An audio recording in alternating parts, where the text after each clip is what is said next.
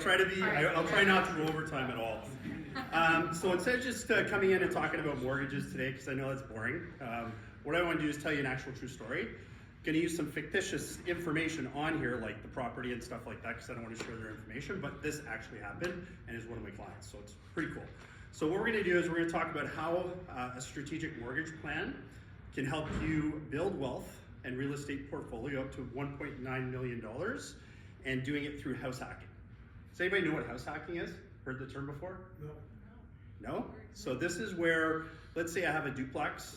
I'm going to move into one of the units and I'm going to rent out the other one. So that person that's actually living there and paying rent is helping me pay off my mortgage. So that's going to be the scenario we're going to talk about today. So, but it went so good for the client. So here's the goal. So the goal, we have a couple living in Toronto, owning a condo. They just are pregnant, and so they're about to have a baby, and they want to move back to Kitchener to be closer to their family. So the condo is worth about $750K. It's paid off, so they have no mortgage on it, and they're looking into potentially finding a triplex where they could rent out 2 units, live in one, and then with all the changes that's happening with additional dwelling units, that means you can build, if you have a detached garage, you can build another unit in that and do a 4-plex. So we're gonna see a lot of that happening in Hamilton for sure, we already are, but this was their goal. This is what they were looking for. And they wanted to use the equity that they built up in the condo to help with the purchase so that they didn't have to impact their own cash flow, okay? So that's the goal, that's the strategy. So what do they do first? And this kind of gives you a look under the hood of what it's like to work with me. So the first thing I want to do is I want to have a discovery call with the client and just understand what are their goals, what are they trying to do, and that's where I learned what their plan was. They also wanted to build their real estate wealth, so they wanted to have a couple real estate properties, and they also wanted to accelerate the principal payment on their mortgages so they pay less interest, get access to more equity so they can continue this strategy, okay? So that was the discovery call, we found that out. So what we do at that point, before they even start house hunting, is I run estimations. So we want to do a pre-approval. And a pre-approval is not like just going to a bank and saying, hey, I make this much money, I have this much in investments, give me a mortgage. A pre-approval with me is actually looking at all the documents. We're fully underwriting the deal, just like a lender would, and then we're using variables. So in this case here, there were a few things that we wanted to look at. How much could we take out of the condo, and what's going to happen with that condo, and what the rent they'll be able to get for that condo. So we'll talk about that in a second. Then we need to look at, okay, so you're going to be carrying a mortgage on the condo, and you're going to be carrying a mortgage on the triplex. Now, can you qualify for both? So the first thing we're going to do is figure out, okay, how much income do they make, and what's their credit score like? And in this case, it's pretty good. So they both make close to almost $200,000 combined, so 100 grand each, was pretty good money. And their credit was fantastic, and they had very little debt, right? As you can see, they paid their condo off fast, and they were maxing out like our RSP contributions and stuff. Very smart couple. And so what I need to figure out is if you buy a place in a triplex, for example, in Kitchener, what's the mortgage max that you can get pre-approved for, and also carrying the mortgage for the condo. So we just figure that out by adding in all their income stuff. Then we figure out what the market rents are, and to do market rents we use an appraisal company that actually gives us an average of what the realistic market rents are, and those are what I have to submit to a lender. But we do a pre-approval, we figure out what their max is. In this case it was no problem, they could do it, and their plan was to rent out their condo. What did they have there?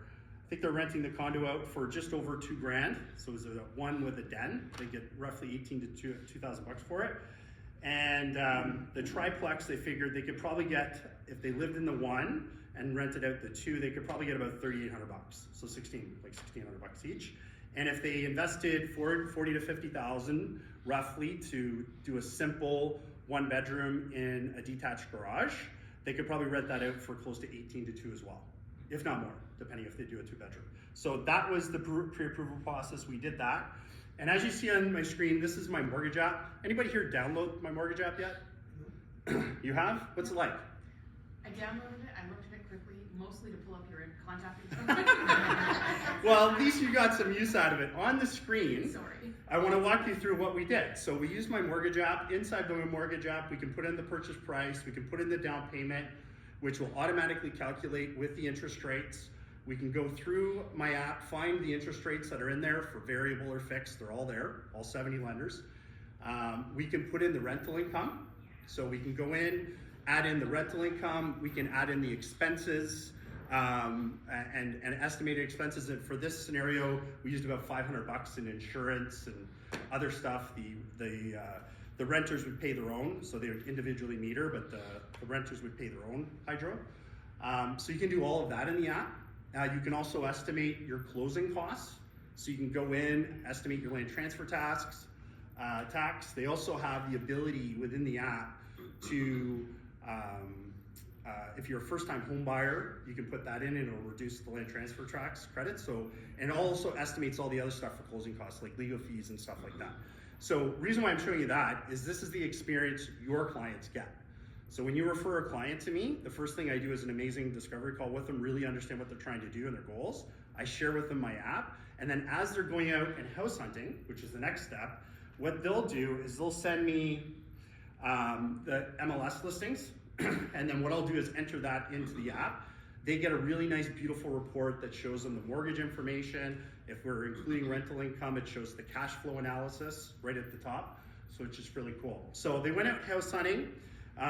They had a budget of about $850,000 is what they were going to spend, and they found this beautiful property, like literally beautiful property, for under $850,000, $799,900. So they bought it for that, not over asking, and it actually had a fully detached garage at the end of the property. Property tax is pretty good, just under $5K, so not bad for this investment. So the next step, and what they need to do is they need to now get approved. So they're gonna put in an offer. I'm gonna get the MLS listing. I'm gonna get the agreement of purchase and sale. Sarah, you just went through all this. Yeah. And then it's a little bit of back and forth with documents to get the commitment, what we call broker complete. So that happened. They've got the property. We've got the market rent appraisals. We're starting to see that we can easily rent this thing for like $3,600, right? So now we've got refinanced their condo. So we're going to use the 20%, so about $180,000 we're going to take out. We're going to use that for the down payment. So no cash out of their pocket yet. Nothing yet. They haven't closed yet, but no cash up front. No cash for the down payment. They're not sucking into their investments. They're just taking it out of their rental property. And for my accountants here, is that a tax? Is there any benefits to that on a rental property for taxation? I'm not getting into this, and it's being recorded. So. It depends. Okay, so we go enter in all the numbers, we get the full pre-approval at this point, we get the full lender commitment, and we go broker complete, and they're good to go.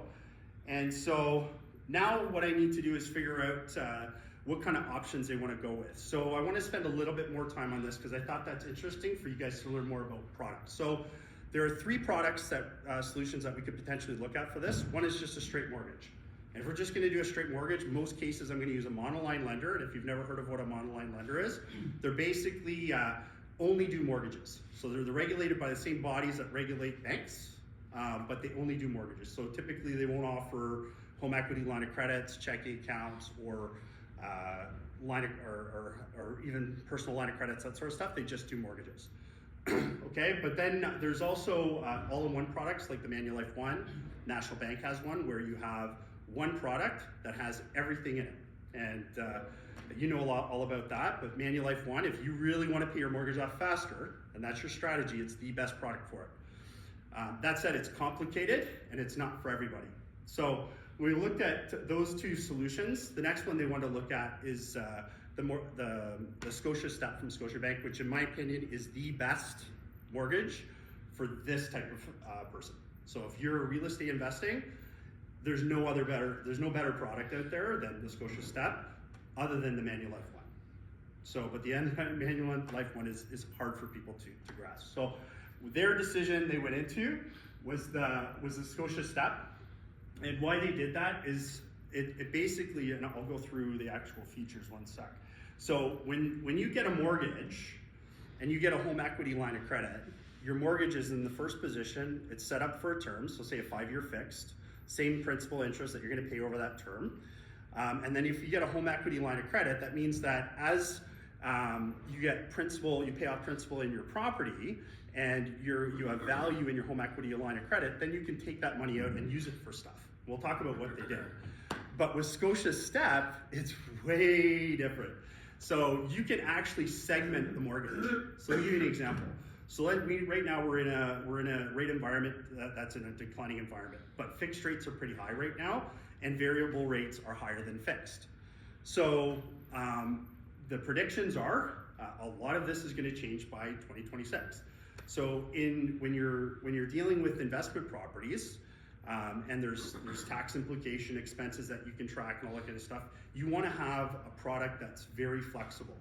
So in this case here, let's say we put them in a variable rate mortgage, we want to be able to maybe make changes to part of that.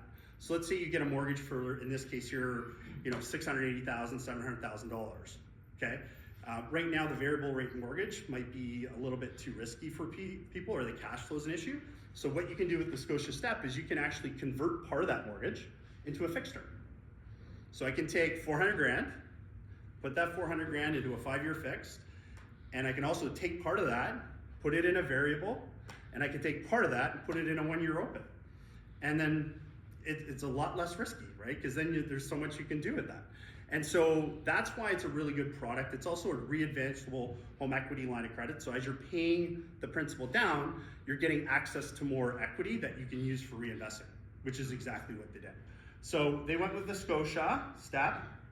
So as you can see here, you've got one 5-year fixed term at $500,000 can be broken up into 3 different products, mortgage products, and separate. Now, for the accountants in the room, why is it important to track all of your expenses and interest and payments, income and expenses for each rental property? Why is that important versus blending all your personal stuff with it? Oh my God. Go ahead, Lydia. Sure. Well, to lower your income tax, because it's your business, right? So each property, you have revenue, then you have to offset you have expenses related to each property. So and then when you file your income tax, you pay income tax on everything, right? So you have to monitor, and plus you you might get audited, so you need to have everything documented. And is that the correct answer? That's exactly, but that's why, and that's why we love this product. So now what Scotia does is there's benefits. They give you a discount on your rate if you bundle products with them. So you get a checking account, a line of credit, credit card, which you would need. So if you want to pay certain expenses on a credit card, you don't want to do that on a personal credit card. You want to do it on a credit card that's specifically attached to that investment. So you got to think about your real estate investment as a business. We're all business owners here, right? You track all your expenses around that business, but now when you take up buy another rental property, well, it's actually another business. Yeah.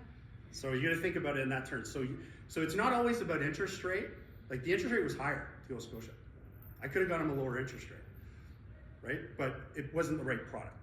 So now they're in a product that makes a lot more sense and allows them to do that. So they also had a huge goal of paying. Remember we talked about that. One of their big goals was paying down the principal. Number one, so they pay less interest. Okay. Anybody here have a mortgage and use your prepayment privileges? Anyone done that? Dean? Oh, yeah. Okay, what did you do?